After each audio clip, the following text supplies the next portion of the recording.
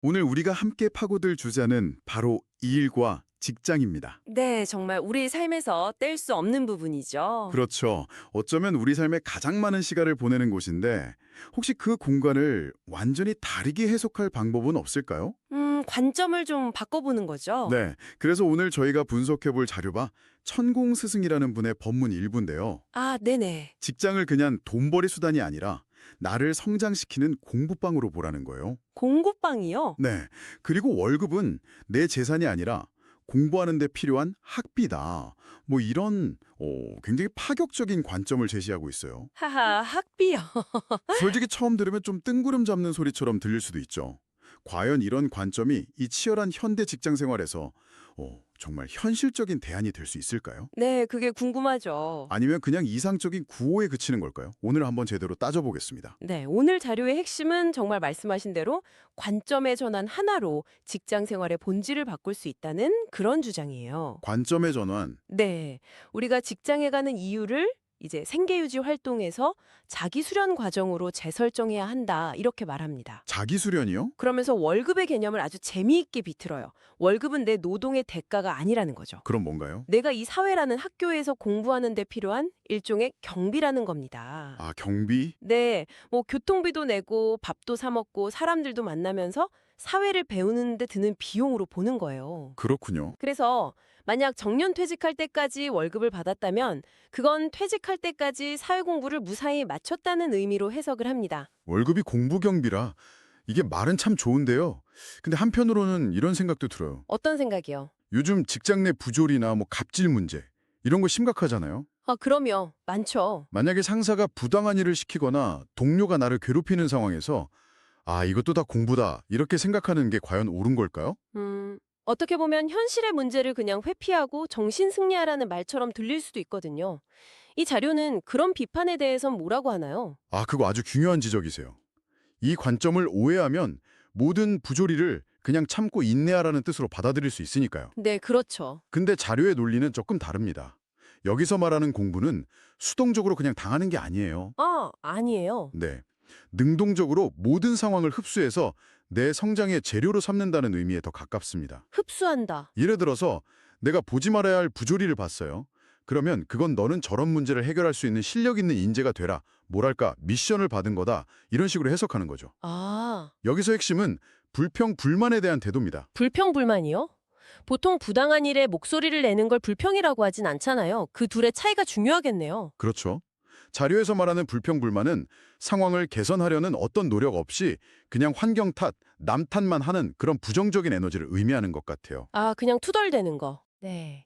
이런 불평불만이 생기기 시작하면 그건 더 이상 그 환경에서 배울 게 없으니까 떠나야 할 때가 왔다는 신호라고 봅니다. 신호요. 네. 불평은 또 다른 불평을 낳고 결국 내 에너지도 갉아먹고 회사에도 해가 되니까요. 그럴 바엔 미련 없이 새로운 공부방을 찾아서 떠나라는 거죠. 그러니까 무조건 참으라는 게 아니라 배울 게 있다면 배우고 불평만 남았다면 떠나라는 아주 실용적인 조언에 가깝습니다. 아, 그렇게 들으니까 훨씬 명확해지네요. 단순히 참는 게 아니군요. 네, 아니죠. 주어진 환경에서 배울 점을 끝까지 흡수하되 그게 불가능해지는 시점에는 과감히 떠나라. 결국 내 성장을 중심에 두는 거군요. 맞습니다. 그렇다면 그 공부라는 건 구체적으로 어떻게 하는 걸까요? 그냥 뭐 열심히 일만 하면 되는 건가요? 바로 그 지점에서 아주 흥미로운 비유가 등장합니다. 오, 바로 컵 원리라는 건데요. 이 비유가 이 사상의 거의 모든 것을 설명해 준다고 봐도 과언이 아니에요. 컵 원리요? 재밌을 것 같네요. 자, 컵 만드는 공장에 똑같은 일을 하는 두 사람이 있다고 하면 상상해 보세요. 네, A라는 사람은 월급을 받기 위해서 내 가족을 먹여 살리기 위해서 일합니다. 지극히 평범한 직장인이죠. 그렇죠. 근데 B라는 사람은 이 컵을 최종적으로 사용할 얼굴도 모르는 그 누군가를 위해서 온 마음을 다해서 컵을 만들어요. 두 사람 다 똑같은 시간 동안 일하고 똑같은 월급을 받습니다. 겉으로 보기엔 아무 차이가 없죠. 네, 결과물도 똑같을 수 있고요. 하지만 자료에 따르면 몇 년 뒤에 이 두 사람의 삶은 완전히 다른 방향으로 흘러간다고 단언합니다. 이 컵 만드는 기술 자체는 둘 다 똑같이 늘지 않을까요? 저는 컵 공장이 아니라 IT 회사에서 일하는 개발자인데 이걸 제 상황에 대입해 보면 A는 그냥 주어진 업무를 처리해서 월급 받는 개발자, 네네. B는 이 서비스를 쓸 최종 유저들이 조금이라도 더 편하게 느끼도록 고민하면서 코딩하는 개발자.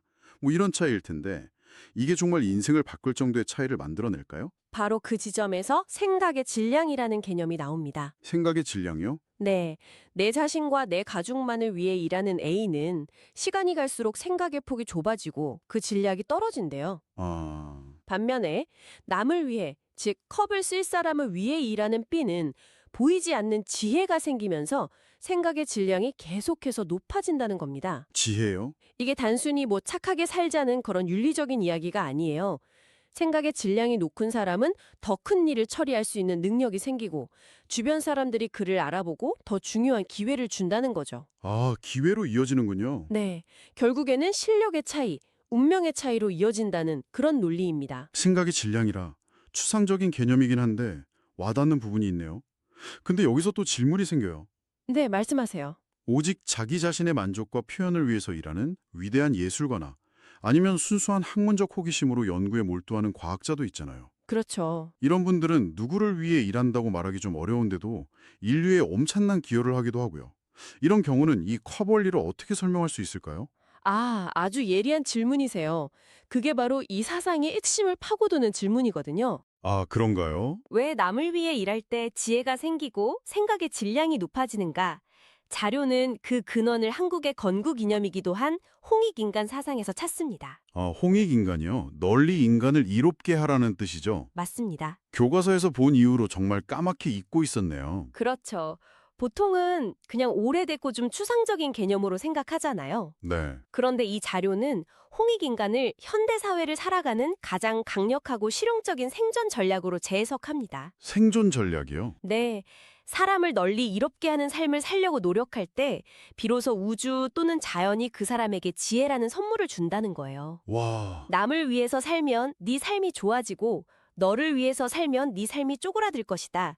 라는 아주 직설적인 문장까지 나옵니다. 쪼그라든다. 와, 표현이 정말 강하네요. 네. 그렇다면 아까 제가 질문했던 예술가나 과학자의 경우도요.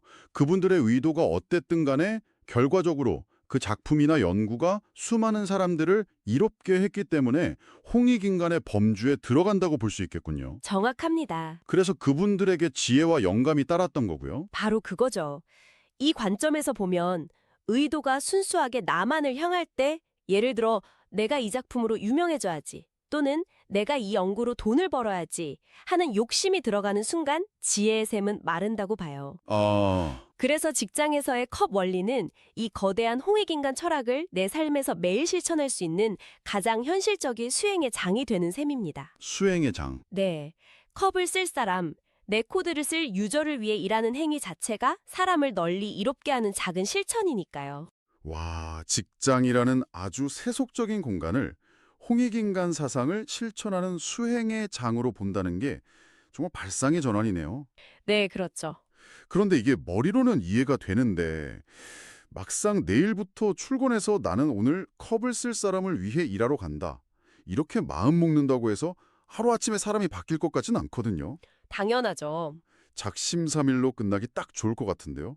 그래서 자료에서도 아주 구체적인 실천법을 제안합니다. 오, 방법이 있군요. 바로 100일간의 실험이에요. 100일. 네, 거창한 게 아니고요. 생각의 습관을 바꾸는 훈련입니다. 100일간의 실험. 어떤 건가요?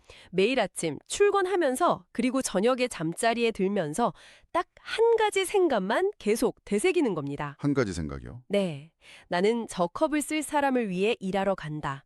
나는 내 서비스를 이용할 고객을 위해 일한다. 이것을 일종의 기도처럼, 주문처럼 100일 동안만 꾸준히 해보라는 거죠. 아, 그렇게 하면 생각의 회로가 바뀌기 시작하면서 자신의 삶을 둘러싸고 있던 탁한 것들이 정리되는 놀라운 경험을 하게 될 거라고 말합니다. 탁한 것들이 정리된다. 이 말이 좀 모호하게 들리는데요. 그렇죠. 이게 구체적으로 어떤 변화를 의미하는 걸까요? 그냥 뭐 기분이 좀 상쾌해진다, 스트레스가 줄어든다, 이런 심리적인 효과인가요? 아니면 정말로 나를 괴롭히던 상사가 갑자기 다른 부서로 발령이 난다거나 꼬여있던 프로젝트가 신기하게 풀리는 식의 실질적인 변화를 말하는 걸까요? 둘 다 해당된다고 봅니다. 이 사상의 바탕에는 자연의 법칙은 0.1mm의 오차도 없이 작동한다는 아주 강한 믿음이 깔려 있어요. 네. 내가 올바른 마음, 즉 남을 위하는 마음으로 노력의 질량을 채우면 자연이 그에 상응하는 결과를 반드시 돌려준다는 거죠. 아, 처음에는 내 마음이 편안해지는 내적인 변화로 시작해서 그 긍정적인 에너지가 주변 환경에 영향을 미쳐서 실질적인 외적 변화까지 이끌어낸다고 보는 겁니다. 일종의 끌어당김의 법칙 같은 거랑도 좀 통하는 면이 있네요. 네, 비슷한 맥락으로 볼 수 있죠. 그런데 여기서 진짜 어려운 관문이 하나 있을 것 같아요. 어떤 거죠? 이 100일간의 실험을 꾸준히 해서 정말로 내가 돕던 동료가 인정을 받고 승진을 했다고 쳐요. 네, 좋은 상황이죠. 그럼 그 순간 와 잘됐다 내 덕분이야가 아니라 아니 고생은 내가 다 하고 꿀은 저 사람이 빠네 이런 생각이 자동 반사적으로 튀어나올 것 같거든요. 인간이라면 당연한 감정 아닐까요? 그게 바로 이 수행법의 가장 중요하고도 어려운 함정이라고 자료에서 명확히 지적합니다. 아, 역시. 남을 위해 노력하고 나서 그 결과가 나타났을 때 어떤 형태로든 대가를 바라는 마음이 드는 순간 지금까지 쌓아온 모든 것이 허사가 된다는 거예요. 허사가 된다고요? 네.